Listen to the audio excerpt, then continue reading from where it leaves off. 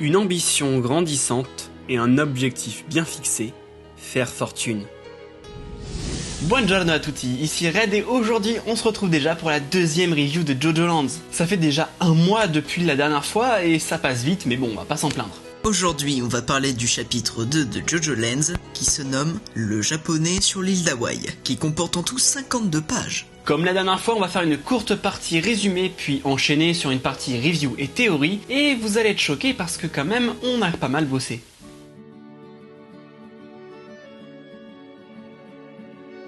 Quelques jours avant le départ pour le vol du riz japonais, Jodio s'est installé devant le palais Iolani et la statue du roi Kamehameha Ier pour vendre de la drogue comme à son habitude. Une jeune femme l'approche, une étudiante apparemment. Seulement, celui-ci est méfiant. Elle lui pose beaucoup trop de questions et pense cet échange comme un simple achat, alors que c'est du sérieux là. Il est persuadé qu'une caméra est cachée dans le vélo et qu'elle pue le poulet grillé. Mais avec de belles paroles, elle parvient à le convaincre et l'écoute. Elle place de l'argent dans la canette pour avoir ses quelques grammes. Après lui avoir indiqué la marche à suivre, elle agit jusqu'à être interpellée par Paco qui lui indique la position de la drogue, cachée sous une feuille. Mais, en parlant d'interpellation, la supposée étudiante sort son insigne et son arme pour cueillir Jodio et Paco sur le fait. Appréhendés dans leur trafic, on remarque que Jodio est immobilisé par les anciens flics corrompus de l'altercation du chapitre 1, toujours avide de, comme dirait un certain humoriste, faire caquette avec nos protagonistes. Maintenant en possession d'une preuve matérielle, la situation pour Jodio semble désespérée et l'agente s'éloigne jusqu'à ce qu'une fine pluie d'automne s'annonce. November Rain, tel est le stand de Jodio. Et ce dernier l'utilise pour détruire la drogue, et uniquement la drogue. Cette pluie soudaine effaçant les preuves et se libérant de la poigne des poulets, de par la peur qu'ils ont de la capacité de Jodio. Mais surtout parce que des gens mauvais dans ce monde tristement réel rend notre Jojo hors de lui, quand bien même les personnes autour de lui rationalisent ça comme de l'antisociabilité et de la psychopathie. Mais bon, il fait attention, alors tout va bien, pas vrai ? Le mystérieux jeune homme arrive enfin à l'aéroport de Kona, sur l'île d'Hawaï, tandis que les trois autres l'attendaient. On apprend par ailleurs son nom, Usagi Aloao, et il a 17 ans. Ils l'ont attendu puisqu'il s'est chargé de la location de la voiture pour se rendre jusqu'à la villa du riz japonais, évidemment de la manière la plus rapide et safe possible. Après avoir fait un peu de route, les quatre complices se retrouvent devant la villa. Jodio est parti en repérage et revient leur annoncer qu'effectivement, le japonais est bien seul dans une immense maison et se rafraîchit actuellement au bord de la piscine. Le plan, en seulement un petit quart d'heure, infiltrer le bâtiment pour voler le diamant et repartir, pendant qu'il se la coulait douce gentiment dans son immense piscine. Maintenant lancés vers leur cible, Pink demande à Dragona de préciser sa demande. Usagi attend de lui qu'il veut des caméras. S'exécutant, la paume du quatrième membre viendra gonfler jusqu'à ce qu'un petit robot en position de Naruto Run se mette en direction de la caméra de l'entrée. Il s'incrustera dans le dit dispositif et le dupliquera, créant alors une deuxième caméra qui affiche la même image à quelques exceptions près. Les deux images se confondant sans se ressembler, le groupe peut ainsi s'avancer dans la demeure. Jodio venant à s'avancer dans les plantes autour de la piscine, il put remarquer l'hôte de ces lieux.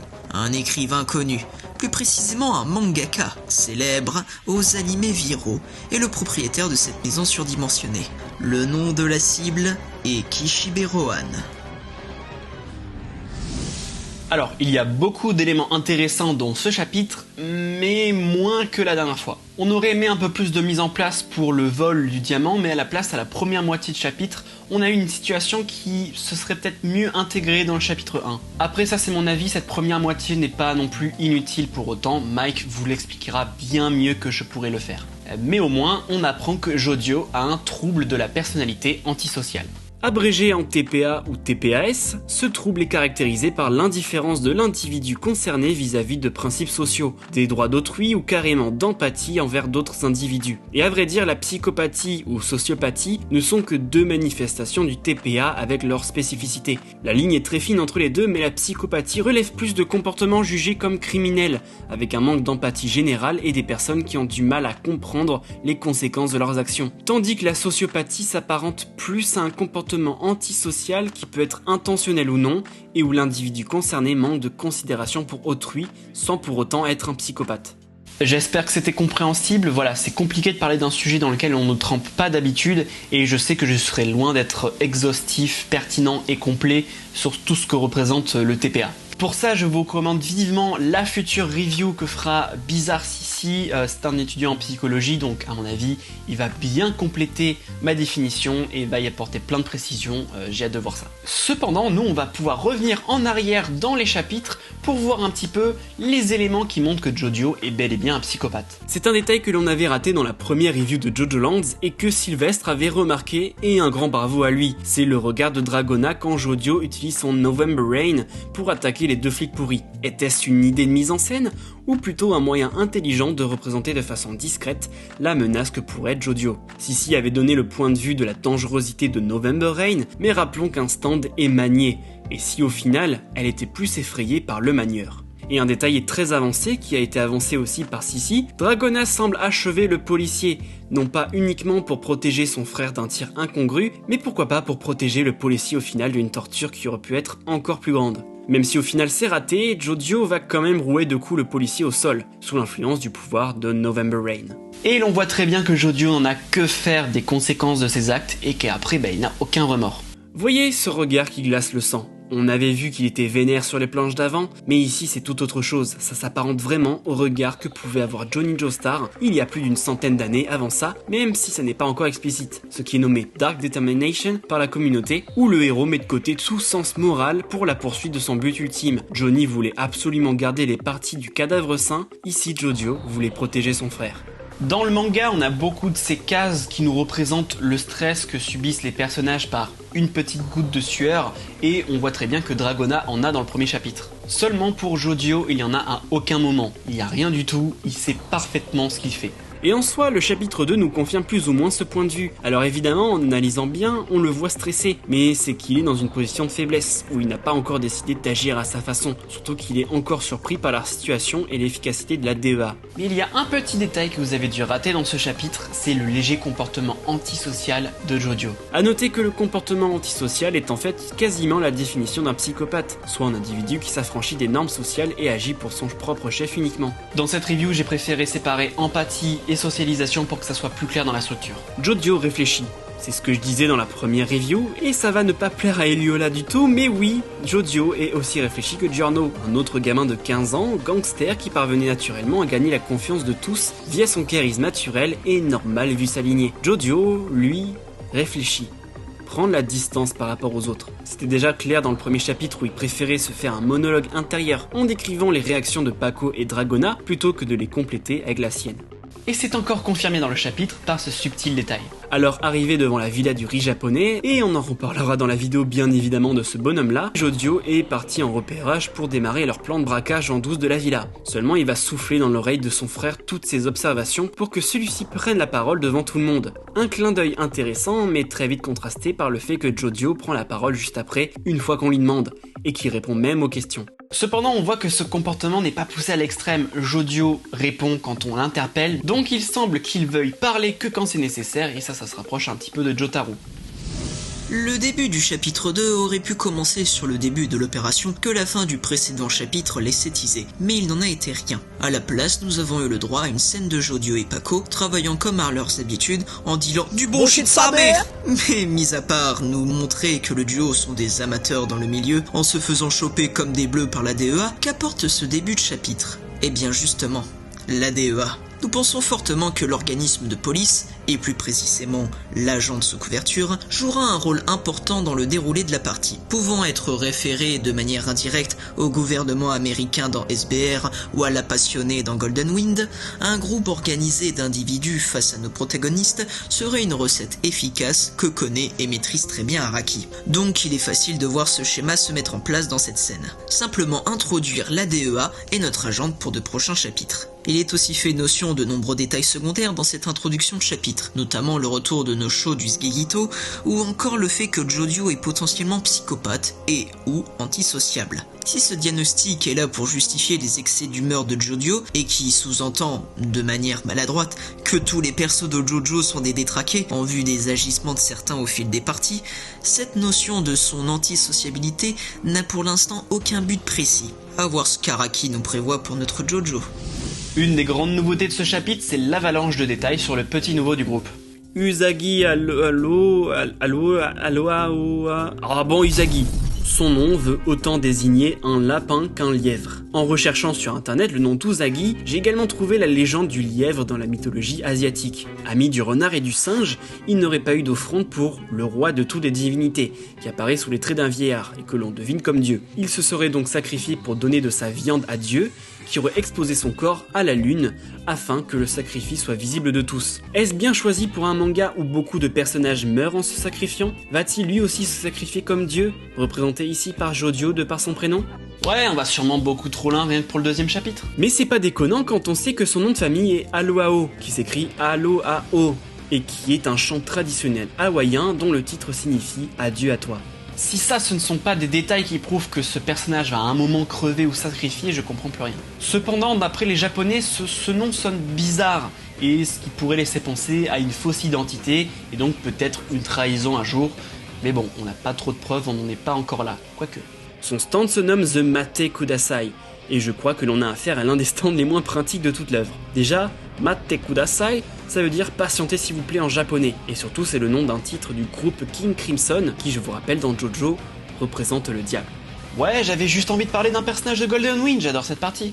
J'ai voulu rechercher le sens des paroles et le contexte dans lequel il a été écrit, il se serait basé sur la pièce d'opéra Madame Butterfly, qui raconte l'union entre une japonaise et un soldat américain qui se serait fini en seppuku de la japonaise une fois qu'elle aurait découvert que l'amour qu'elle attendait s'est remarié. A noter que la femme du soldat s'appelle Kate, un peu comme la prétendue amie de la flic au début de chapitre, mais c'est sûrement une coïncidence. Et tout ça pour se retrouver avec l'un des pire stand, en tout cas dès sa première apparition. Son concept est simple, il peut dupliquer un objet et l'utiliser comme il l'a imaginé, seulement si c'est quelqu'un d'autre qui l'exige. Comme montré dans le chapitre, c'est Dragona qui a dû demander au stand de dupliquer les caméras pour que le stand s'active. Seulement c'est Uzagi qui a eu l'idée du plan. Volontairement faire 2 caméras qui filment parfaitement et avoir 2 plans afin que personne ne sache quel enregistrement est le vrai. Seulement, problème. Pourquoi ne pas utiliser ce pouvoir un petit peu à la Kiss pour cacher efficacement la caméra et pourquoi les laisser filmer du coup? Ouais, je pense que vraiment on est sur l'une des pires infiltrations que j'ai jamais vues. Déjà, ok, je capte le délire d'Uzagi et j'ai compris ce qu'il a voulu faire. Seulement, on est d'accord que quasiment rien n'a changé pour les personnages. Évidemment, l'idée d'avoir 2 enregistrements et qu'il soit impossible de savoir lequel est le vrai du faux. Mais bien que quelques détails changent, ça reste quasiment pareil. Regardez, Uzagi a seulement un changement d'yeux et légèrement de sourcils, et sur la planche d'après, l'on voit que certains détails de sa tenue changent. Ses sneakers ont l'air différents, il n'a plus de short mais un pantalon, un pompon sur son béret, désolé, je sais pas vraiment comment décrire ça, ou des détails au niveau du col. Idem pour le reste des personnages, Paco a de légers changements. Sa glace n'a plus l'air de former du tout son nom, de toute façon c'était un peu con de base, et n'a plus ses taches sur son visage. Dragona a un bandana au lieu de fleurs, on ne voit plus ses tatouages et il y a un B sur sa poitrine. Et Jodio, juste on ne voit plus son logo lui non plus. Surtout qu'en plus, ce stand doit obligatoirement être activé par la volonté d'un allié. Il se transforme en l'objet cible désiré par quelqu'un, comme décrit dans le chapitre. Mais c'est vraiment du jamais vu dans JoJo, un pouvoir qui s'active contre la volonté du manieur. Il n'a aucun moyen d'être solo puisqu'il ne peut rien faire tout seul, surtout que son stand est finalement très situationnel contrairement à Kiss justement. Je trouve que les stands de cette partie 9 ont de gros défauts, en tout cas dans leur première approche. Ils sont très situationnels et difficiles à maîtriser. The Hustle, qui ne sert qu'à voler de manière plus discrète et qui demande du muscle. Smooth Operators, aussi pratique que The Mate Kudasai pour de l'infiltration. Et il y a juste November Rain, qui est plutôt puissant et facile d'utilisation, surtout puisque ça a l'air de marcher comme de la pluie. Pour finir sur ce personnage, on va parler de son caractère et j'ai l'impression que c'est l'un des plus extravagants de JoJo. On a beaucoup de personnalités hautes en couleur dans JoJo, mais je n'ai jamais vu un personnage aussi extravagant et extraverti que lui. Déjà crier « Yo !» en faisant pisse de la main, ça annonçait beaucoup, mais ici on a quelques détails de plus. Monsieur s'en fout royalement d'être en retard, si bien qu'il répond à un message. Il répond de façon très cool mais limite condescendante, tout ça enrobé dans une confiance à toute épreuve. Il ne se laisse pas intimider par des gens qu'il connaît à peine. Et évidemment, il a un petit penchant voyou qui fait qu'il s'intègre bien au groupe. Il n'a pas mis un cent dans la location de la voiture qui coûte 90$, et tout le monde lui a donné 30$, donc il s'est fait totalement rembourser, et ça ne semblait pas être la priorité de Jodio et Dragona apparemment. Mais il y a un truc qui m'a choqué dans la mise en scène du chapitre et que vous n'avez peut-être pas remarqué, mais sur le plan où l'on voit le fameux enregistrement de tout le groupe, les lignes d'arrière-plan centrent sur le faux visage d'Uzagi, qui est super flippant. Ah, je sais très bien que The Mate Kudasai change les vêtements, les expressions, les paroles, mais franchement cette tête... Chacun semble être sérieux comme à son habitude, mais je ne pense pas que cette tête vienne de nulle part. Est-ce un mauvais présage? Un foreshadowing? Ça me semblerait étrange vu son pouvoir, à moins qu'il ne nous ait pas tout dit. Célèbre mangaka dans les univers de JoJo, au talent inégalable et étant la personnification intradigétique d'Araki dans son œuvre, Rohan Kishibe est de retour pour notre plus grand bonheur. Après Mario, Paris, les montagnes japonaises, l'Italie, une gare et une salle de sport, Rohan s'attaque maintenant à Hawaï et aux piscines. Toujours doté de ce magnifique bandeau épineux et de ses boucles d'oreilles en forme de plume, sûrement gorgées d'eau en vue de la longueur qu'il vient de faire au passage, notre cher mangaka a gardé son physique qu'on lui connaît bien. Mais mentalement, est-il toujours le même ? N'oublions pas que nous sommes dans le deuxième univers de JoJo et que nous avons eu affaire à de nombreux personnages spin-verse, du premier univers au physique, caractère et stand différents. Pourquoi Rohan échapperait à la règle ? Evansdor n'est peut-être plus là, ou est sous une toute autre forme, comme le Hermit Purple du Joseph de Jojo Lion, aux capacités plus offensives qui pourraient justifier la rouste qu'il va mettre à l'équipe de JoJo dans les chapitres à venir. L'avenir nous le dira, et il est encore incertain. Tout comme le chapitre précédent, nous vous faisons part d'une théorie que nous avons imaginée pour le déroulé de cette partie 9. Elle ne possède aucun fondement, si ce n'est que l'idée nous est venue en voyant le Iolani Palace et la statue du roi Kamehameha en début de chapitre, mais est potentiellement probable. Connaissez-vous la maison Kamehameha ? Hormis que cette dernière est devenue saïenne au bout d'un moment, les Kamehameha étaient la toute première famille royaliste totale de l'archipel d'Hawaï, et ont eu pour premier roi Kamehameha Ier, l'unificateur de l'archipel qui permit à son peuple de s'unir et de combattre la soumission colonialiste. La famille Kamehameha et ses 6 dirigeants ont été très importantes et vénérées par les Hawaïens puisqu'ils permirent à l'archipel de gagner en puissance et en prospérité. Et justement, bon nombre d'histoires folkloriques tournent autour de cette famille, notamment le fait que la Mana de leurs dirigeants veille sur les îles de l'archipel et assure leur protection. Mais si tout cela était lié plus profondément à JoJo ? Les Kamehameha ont régné du début du 19e siècle jusqu'en 1874. Date très proche, voire approximative, du déroulement de la partie 7, mais aussi de l'obtention du cœur du corps saint par Valentine, l'ayant acquis lors de son service militaire, donc sûrement à un jeune âge. Preuve que les paumes du diable existaient bien avant les événements de SBR et, si possible, originaires d'un autre corps saint que Jésus. Hawaï et son archipel se sont convertis au christianisme dès Kamehameha II, ce qui sous-entend un lien présent avec Jésus et la sainteté. Et leurs corps, après leur mort, ont été disséminés sur les îles de l'archipel sans qu'on connaisse leur localisation. De plus, d'après le folklore hawaïen, le corps des Kamehameha était empli de mana, énergie vitale présente en tout être, mais plus importante dans les hommes destinés à marquer l'histoire, ce qui faisait d'eux des dirigeants forts et respectés, et que, maintenant enterrés dans l'archipel, leur mana était partagé à la terre pour la protéger. Et si le mana était un équivalent au pouvoir du Christ en Amérique, permettant de bénir le sol d'une chance ultime pour protéger le pays, les Kamehameha protégeant alors l'archipel de leur corps saint, ce qui provoquerait aussi des paumes du diable caractérisées par les naissances de volcans et d'îles volcaniques mentionnées dans le premier chapitre. La piste est très intéressante et permet de beaux clins d'œil à son passé, mais là encore, ce ne sont que des théories, basées sur très peu d'informations. Araki seul en décidera. Pour terminer la vidéo, on a voulu apporter une observation, en tout cas sur cette partie, par rapport aux autres, c'est qu'elle met longtemps à démarrer. Chacune des parties, dès le début, montre des objectifs clairs qui évoluent au fil du temps. Un combat entre 2 frères adoptifs, la suite du combat contre les immortels, tuer Dio, enfin bref. Mais si on prend les 2 dernières parties, on a Steel Ball Run, qui met un peu de temps avant de réellement débuter son histoire principale, puisqu'on doit montrer la course avant tout. Mais Jojo Lion, en 2011, a commencé avec Yasuo ayant sauvé Josuke, et la quête identitaire était mise en jeu dès le chapitre 2. Et vous pouvez voir mon résumé narratif comme preuve. Après, oui, on peut débattre sur le fait que les hommes rochers et le roi Kakaka ont respectivement été introduits dans les tomes 7 et 10, mais bon, à ce niveau de détail près.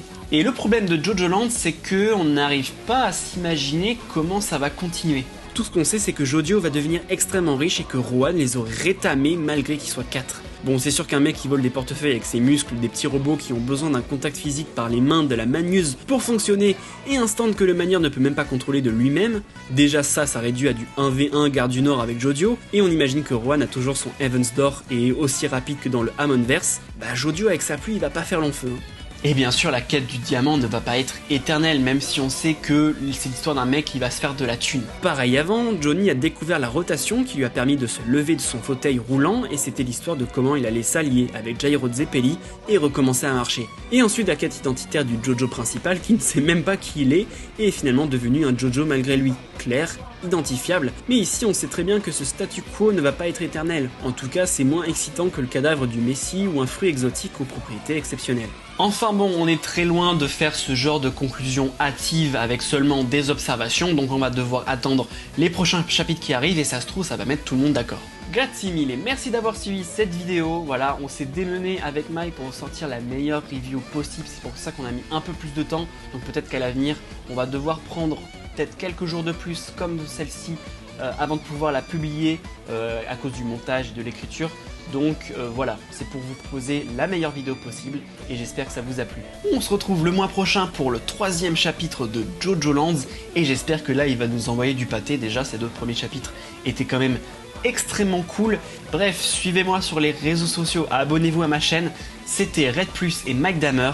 Je vous dis à la prochaine. Arrivederci. La bise.